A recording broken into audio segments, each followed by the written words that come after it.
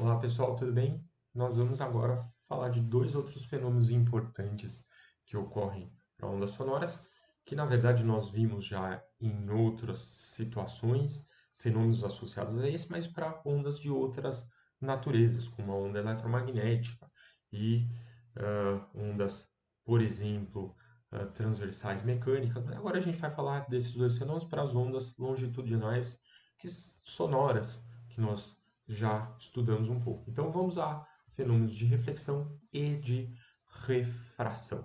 Vamos começar com a reflexão. Reflexão é importante em várias situações, situações, por exemplo, de animais que vão utilizar a reflexão de ondas sonoras para medir distância, né, localizar presa, se locomover, por exemplo, morcegos, em que a gente sabe que eles são cegos, né, não enxergam direito, mas eles vão usar a ecolocalização, né, para desviar de obstáculos. Golfinhos também, né, que vão se localizar e detectar cardumes através disso, e tantos outros mamíferos que são capazes de usar o fenômeno de reflexão para poder também sobreviver, ou mesmo a gente, né, nós humanos, usamos, por exemplo, ultrassonografia para mapear órgãos internos usando reflexão, ou crescimento, por exemplo, do feto, né, durante o período de gestação. Então, são fenômenos todos associados ao processo de reflexão. Então, pensando fisicamente, né, ah, as ondas sonoras que são emitidas, elas podem atingir um obstáculo fixo, por exemplo, como uma parede, e daí vão sofrer reflexão, vão ter um processo de inversão de fase, e como qualquer onda, né, o som refletido vai ter a mesma velocidade de propagação, a mesma frequência e o mesmo comprimento de onda se comparado à onda que foi emitida, né? São características importantes. Aqui para o som valem também as leis de reflexão, né? Se a gente associar um raio de incidência, um raio refletido, o ângulo de incidência em relação ao normal e o ângulo de reflexão em relação ao normal vão ter o mesmo valor. Então, tudo perdura aqui para o som, né? Mas, associado ao fenômeno de reflexão, nós vamos ver dois fenômenos, um fenômeno chamado de reverberação, outro também chamado de eco, que, para entender direito, a gente primeiro precisa entender uma questão que a gente chama de persistência acústica, né? Como é que é isso? Né? Quando a gente recebe um som, é, a gente tem uma sensação sonora causada por esse som, né? Só que essa sensação sonora causada por esse som que a gente recebeu, ela dura na gente assim aproximadamente 0,1 segundo. Isso é o que a gente chama de persistência acústica. O nome é muito sugestivo, né? Vamos dizer, é o som que a gente recebeu que fica na gente aqui para a gente perceber, né? E dura 0,1 segundo. É muito sugestivo esse nome. Desse noção de persistência acústica, a gente vai analisar esses dois fenômenos, a reverberação e o eco, tá? Então vamos supor o seguinte, para entender esses dois, né? Uma vez que eu já entendi persistência acústica, né? Eu agora vou entender esses dois fenômenos. Então, para entender esses dois fenômenos, eu tenho o som direto e o som refletido. O som direto é aquele que a gente percebe, aquele que a gente, né, percebe no momento que a gente emite. E o som refletido é o som que volta na parede. Então, aqui nessa figura, ó, o som direto está vindo, paredão, vai voltar. Esse é o som refletido. E vamos supor que a pessoa está a uma distância D desse paredão, certo? Então, o que vai acontecer, né? Claro que o som se propaga com uma velocidade aqui v, certo? E ao se propagar com uma velocidade v, a gente sabe que o tempo, o intervalo de tempo entre a emissão e a volta, né? E voltar entre o emitir, entre a emissão do som direto e do som refletido, ele pode ser calculado baseado que esse som vai percorrer duas vezes essa distância. Então ele vai, ele volta duas vezes a distância. Então ΔT é duas vezes a distância em relação ao paredão sobre a velocidade de propagação do som no ar, certo? Esse é o ponto fundamental. Então, se esse intervalo de tempo, né, dessa ida e dessa volta, é inferior a 0,1 segundo, aqui, ó, inferior a 0,1 segundo, o que a gente vai ter? Ou seja, o som refletido vai chegar à pessoa enquanto ela ainda está com a sensação do som direto, né? Porque lembra que o som permanece da gente por 0,1 segundo. Então, nessa ida e nessa volta, se nessa ida e nessa volta, esse intervalo de tempo é menor que 0,1 segundo, a gente vai ter um fenômeno que a gente chama aqui de reverberação, né? O som vai reverberar. Então, a pessoa vai perceber um prolongamento do som direto, tá? Porque aquele som direto ainda estava na gente quando a gente recebeu o som refletido.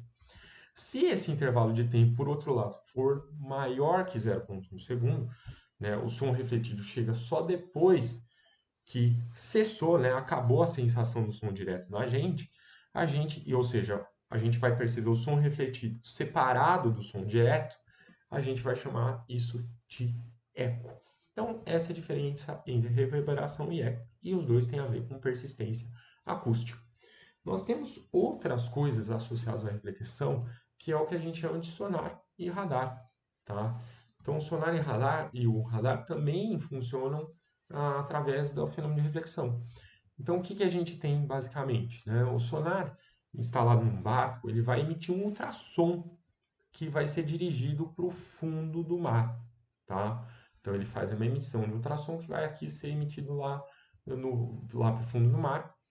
E o que acontece, né? O ultrassom vai ser refletido e vai ser recebido pelo sonar de novo. Então, nessa ida e volta, ele consegue determinar a distância que ele está, né, do, ah, do, do, do barco, por exemplo, né? Aqui tá o chão aqui tá do fundo desse barco. Então, e a gente também usa essa noção ah, do intervalo de tempo, da velocidade de propagação na água, né? A distância aqui vai ser a ida e a volta. Então, voltando aqui no slide, de novo a gente tem uma expressão V igual a 2D sobre T para resolver um problema desse tipo. Então, o sonar ele vai servir justamente para localizar objetos, profundidades, por exemplo, ah, submarinos, cardumes, e o radar usa o mesmo princípio, mas ele opera com onda eletromagnética ao invés de usar o som. Então, são princípios muito parecidos, muito semelhantes. O outro fenômeno que a gente vai analisar, que eu falei para você, é o fenômeno de refração, né?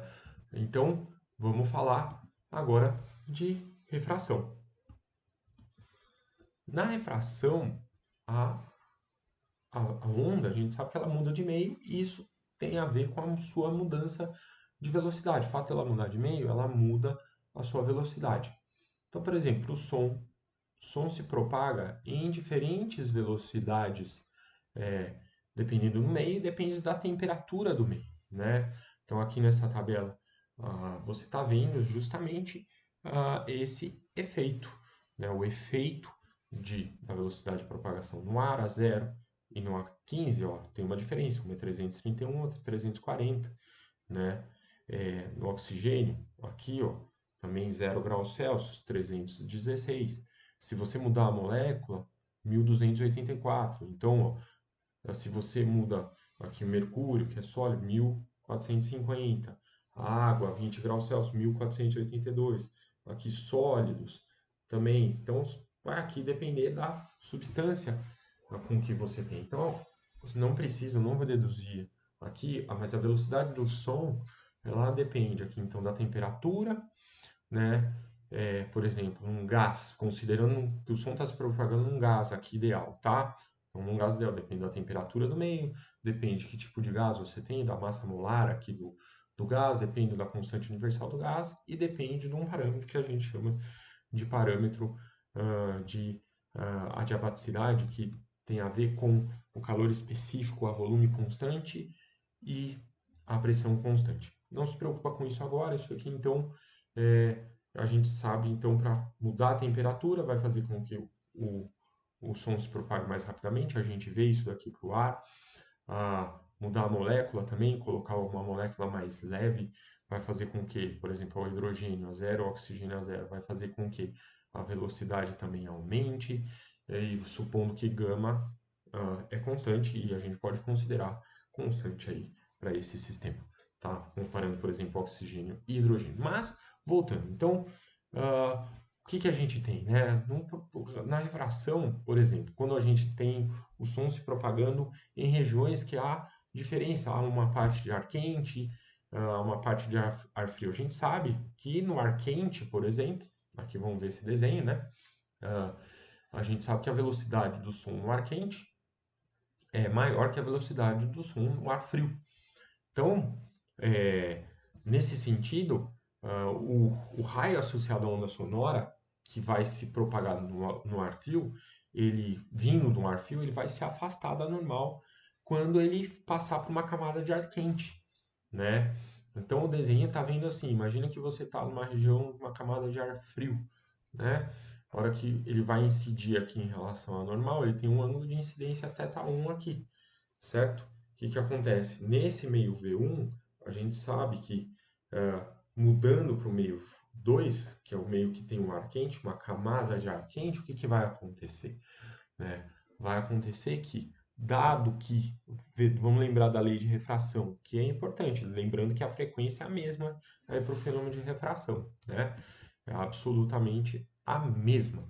Então, dado que V2 é maior que V1, essa fração vai diminuir, significa que seno de θ2 é maior que seno de θ1, que significa que θ2 é maior que θ1.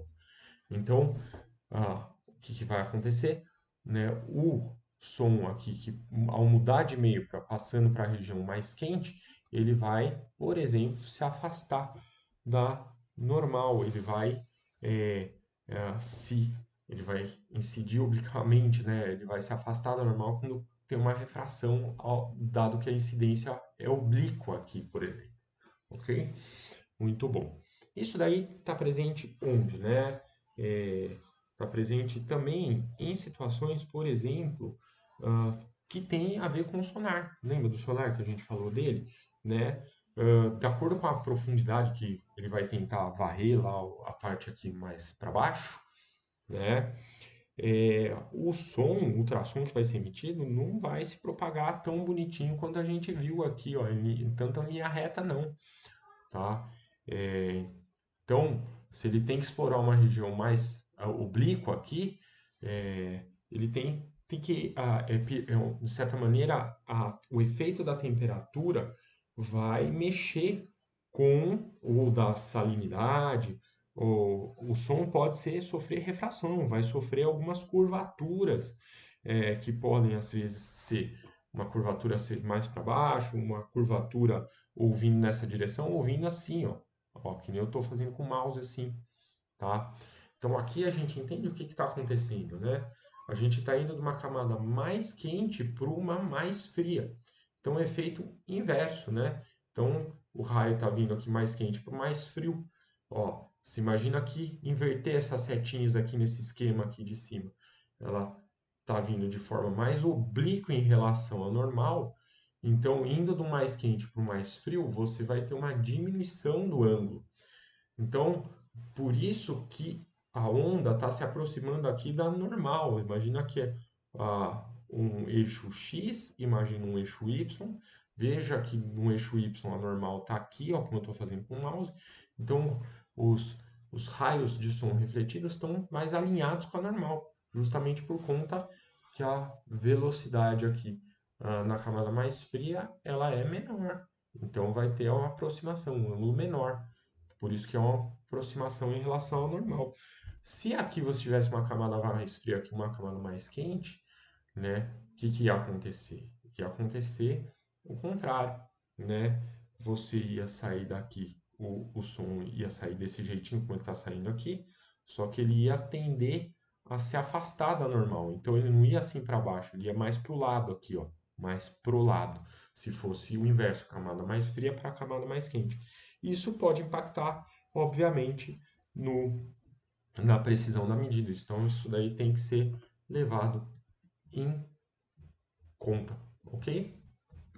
Então, eu espero que você tenha entendido, espero que você tenha gostado dos fenômenos de reflexão e refração para ondas. É isso, é mais um repeteco do que a gente já tinha visto antes, mas adaptado aqui à realidade é, da, do som, né? Forte abraço, a gente se vê numa próxima.